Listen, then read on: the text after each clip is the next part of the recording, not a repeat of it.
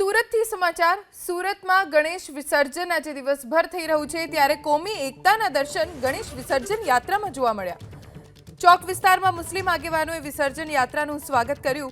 Police commissioner Anupamsinh ગહેલોતે યાત્રાનું સ્વાગત કર્યું। હિન્દુ મિલન મંદિરના આગેવાનો મુસ્લિમ સમાજના આગેવાનોએ સ્વાગત કર્યું। પોલીસ કમિશનરને ફૂલહાર પહેરાવીને તેમને આવકાર્યા। મુસ્લિમ સમાજના આગેવાનોએ કબૂતર મુક્ત કરાવી શાંતિ અને સલામતીનો સંદેશ પાઠવ્યો। गणेश विसर्जन की प्रक्रिया हाथ धरवामां आवी छे त्यारे पोलीस कमिश्नर श्री आपणी साथे मौजूद। साहेब, क्या प्रकारे विसर्जन प्रक्रिया हाथ धराई रही है, कई रीते बंदोबस्त? पूरा रोड पर आप જોઈ શકો છો ગઈ કાલ રાત્રે 1:30 વાગ્યાથી આ વિસર્જનની પ્રક્રિયા સ્ટાર્ટ થઈ અને આ પ્રક્રિયા પૂરે શહેરમાં અલગ અલગ વિસ્તારોમાં ચાલુ છે। अलग अलग ओवरहाउस ऊपर कृत्रिम तालाब पर जो है मोटी संख्या में मूर्तियों पहुंची रही है। राजमार्ग पर भी अच्छे खासा मूर्तियों हमारी जो भी अर्ली मॉर्निंग में 8 वागे मोटी मोटी मूर्तियों सलाबतपुरा मैदरपुरा ने रवाना थी जो है। तो अत्यारे अब जो हिंदू मुस्लिम तमाम आज्ञावानों अपने साथे छे, लोगों साथे मळीने अपने सूरत में खूब सरस आज जो सौथी मोटो त्यौहार है एना उजववा माटे तमाम जो साथ सहकार पुलिस ने आपी रह्या छे। हमारा जो सर्वेलन्स टीम है जेमां हमारा ड्रोन कैमरा है, CCTV कैमरा और हमारा जो बॉडी वन कैमरा है साथ साथ गई काले 80 जेटला कैमरा अमे और लगाया।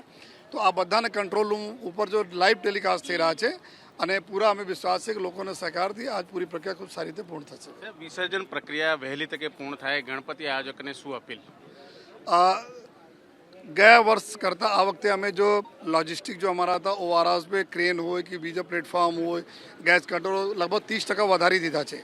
तो पूरा हमें उम्मीद है कि झड़प से प्रक्रिया पूर्ण थी। जो पहले लाइनों लगती थी अभी लाइन नहीं लगसे, एक साथ बार बार मोटी मूर्तियों ने विसर्जन एक एक ओवारा पर चालू थी जैसे कृत्रिम तालाबों पर चालू है।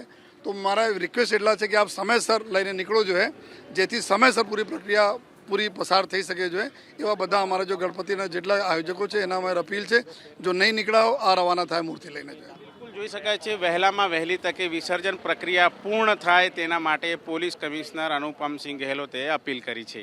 કેમેરામેન રાકેશ પાનવાલા સાથે ધનરાજ બાગલે, ABP અસ્મિતા, સુરત। દર વર્ષે જે મૂર્તિ આવે છે એના કરતાં આ વર્ષે મૂર્તિનો ધસારો ખૂબ જ વધવાની શક્યતા અને ધ્યાને લઈ દર વર્ષે જે 8-10 ક્રેન લગાવતા હતા એના જગ્યા પર આ વર્ષે ટોટલ અમે 16 ક્રેન પોઝિશન પર ઊભી છે, 2 ક્રેન સ્ટેન્ડ બાય છે, 12 ફોરક્લિપ છે અને 9 સ્પેશિયલ ગેસ કટર હાલ કારીગરીમાં જોડાઈ ગયેલ છે। ગયા વર્ષે અમે ટોટલ જે મોટી પ્રતિમા છે ગણેશ પ્રતિમા 6300 મૂર્તિ વિસર્જન કરેલ હતી। ચાલુ વર્ષે અંદાજો 9 થી 10 હજાર મોટી મૂર્તિનો છે। મંગલ મૂર્તિ 6-1000 મંગલ મૂર્તિની ગણતરી છે।